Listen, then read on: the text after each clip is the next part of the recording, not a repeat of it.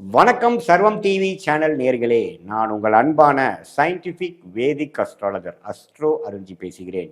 நல்லது நினைப்போம், நல்லதே நடக்கும். இந்த வீடியோவில் நம்ம என்ன பார்க்க போறோம்னா, அக்டோபர் மாதம் 2025 துலாம் ராசிக்காரர்களுக்கு எத்தகைய ஒரு மாதமாக இருக்க போகுதுன்னு பார்க்க போகிறோம்.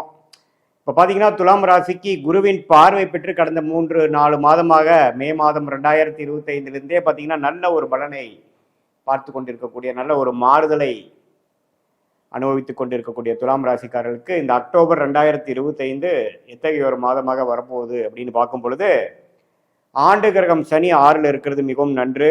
6ஆம் இடம் என்று சொல்லப்படுகிற ருணச்சத்ரு பாவத்தை அடியோடு அது கொஞ்சம் கண்ட்ரோலில் வைத்து வழக்குகளை குறைத்து, வம்புகளை குறைத்து, அதே சமயத்தில் பணப்புழக்காட்டங்களை கொஞ்சம் அதிகரித்து, உடல் உபாதைகளை குறைத்து, அதே சமயத்தில்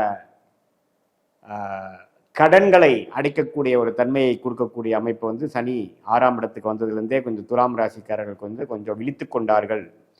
2024 ஏப்ரல்லேருந்து 2020 ஏப்ரல் வரைக்கும் நிறையா ஃபினான்ஷியல் விஷயங்கள், தேவையற்ற செலவுகள் எல்லாமே கொஞ்சம் அப்படி இப்படி இருந்தது எல்லாமே கொஞ்சம் சீராகக்கூடிய அமைப்புகள் கடந்த 3-4 மாதமாக பார்த்து கொண்டு இருக்கிறோம். அதே சமயத்தில் குரு அஷ்டமத்தில் இருந்த குரு இப்போ ராசியை பார்த்து 9ஆம் இடங்கிற பாகிஸ்தானத்தை பார்த்து ராசியை பார்ப்பதும் பார்த்தீங்கன்னா கொஞ்சம் கிளாரிட்டி அதிகமாக இருக்கக்கூடிய அமைப்பு.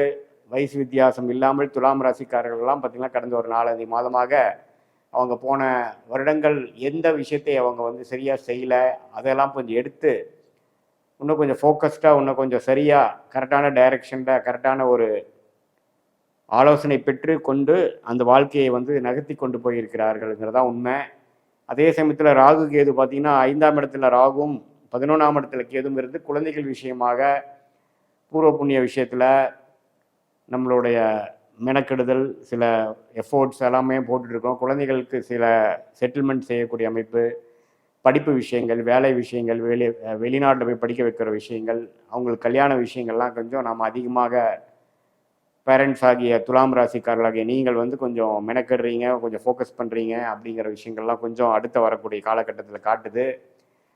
ஸோ அப்படி இருக்கும் பொழுது இப்போ மாதத்தின் முதல் வாரமே பார்த்தீங்கன்னா புதன் அப்படிங்கிறவர் 12ஆம் இடத்துலேருந்து ராசிக்குள்ளேயே வராரு. ஸோ புதன்கிறது ராஜயோகாதிபதியாக செயல்படக்கூடிய ஒரு கிரகமாக இருக்கக்கூடிய துலாம் ராசிக்காரர்களுக்கு ராசிக்குள்ளேயே குரு பார்வை பெறுவது அருமை. ஸோ முதல் வாரத்திலிருந்தே பார்த்தீங்கன்னா ஒரு அக்டோபர் 7-8லிருந்தே ஓரளவுக்கு புத்தி கூர்மை, சில விஷயங்கள் கிளாரிட்டி இல்லாமல் இருந்தக்கூடிய விஷயங்களுக்கெல்லாம் ஓரளவுக்கு ரிசல்ட் கிடைச்சி என்ன பண்ண போகிறோங்கிற ஒரு அமைப்பு தெரிந்து, மாணவர்களாக இருக்கிறாங்கன்னா அவங்க என்ன மேல் படிப்பு படிக்க போகிறாங்க, அவங்க இது வரைக்கும் கொஞ்சம் சிரத்தையாக இல்லாதவங்களாம் கொஞ்சம் சிரத்தையாக இருக்கக்கூடிய அமைப்பு, ஃபோக்கஸ் வரக்கூடிய அமைப்பு, நல்ல முடிவுகளை எடுக்கக்கூடிய ஒரு அமைப்பெல்லாம் அடுத்தடுத்து இந்த முதல் வாரம் கிடைத்து அக்டோபர் மாதத்தில் செகண்ட் வீக்லேருந்தே வரக்கூடிய அமைப்பிற்கு குருவின் பார்வையும் பெறுகிறார்கள். ஸோ நல்ல ஒரு அமைப்பு.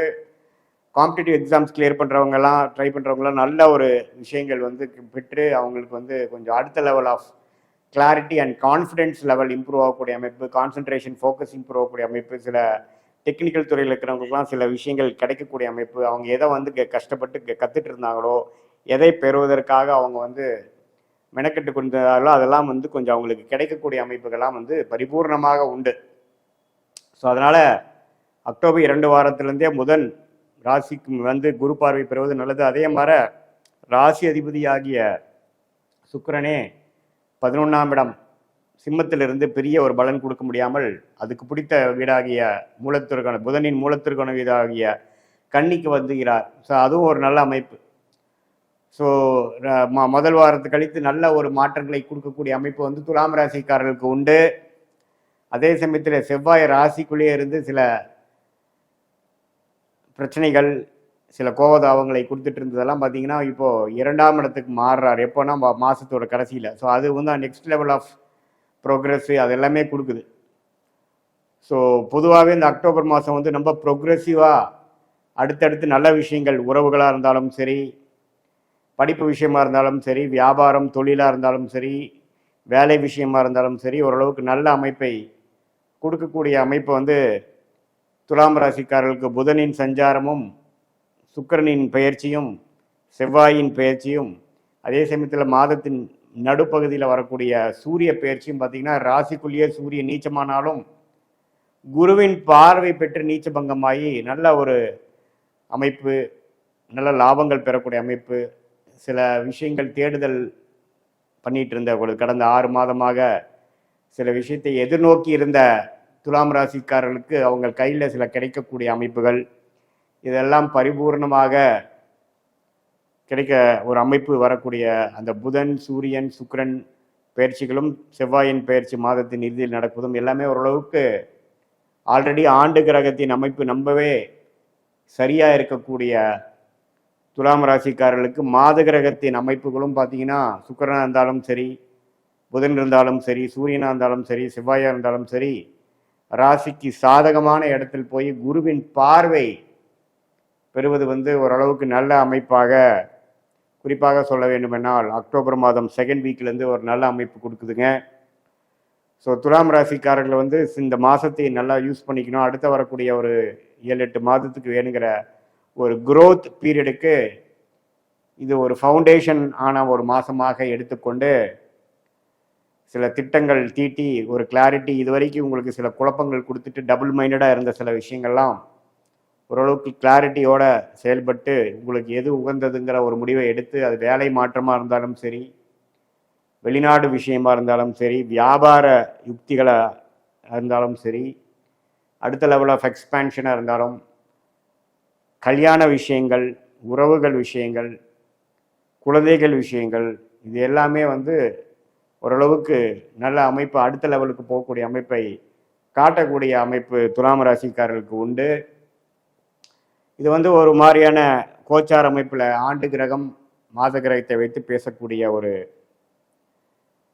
பொதுவான பலனை தவிர, உங்களுடைய பிறந்த தேதி, பிறந்த நேரம், பிறந்த ஊர் வைத்து ஜென்ம ஜாதகத்தை உருவாக்கி அதில் வரக்கூடிய தசாபுக்திகள் என்ன, இப்போ என்ன நடந்து கொண்டு இருக்கிறது, உங்கள் லக்னம் என்ன, அந்த லக்னத்துக்கு நல்ல ஆதிபத்தியத்தை கொடுக்கக்கூடிய தசாபுக்திகள் போய்கொண்டு இருக்கிறதா, என்ன புக்தி, என்ன அந்தரம், என்ன சூக்ஷமம், இதெல்லாம் நம்ம பார்க்கும் பொழுது, இந்த கோச்சாரத்தையும் அதை ஒருங்கிணைத்து சேர்த்து பார்க்கும் பொழுது அடுத்த வரக்கூடிய 3 மாதம், 6 மாதம், 1 வருடம் எப்படி இருக்குது, எது மாதிரி முடிவுகள் எடுப்பது நல்லது, எந்த விஷயம் எது நடக்கிற மாதிரி தெரிகிறது, ஜோதிடத்தோடைய இந்திய வேத ஜோதிடத்தோட அந்த அருமையை நம்ம பயன்படுத்தி அதன் மூலமாக கரெக்டான முடிவுகளை, சரியான ஒரு திட்டங்களை தீட்டி நமக்கு தகுந்த விஷயத்தை நோக்கி நம்ம போகும் பொழுது சமய விரயங்கள்,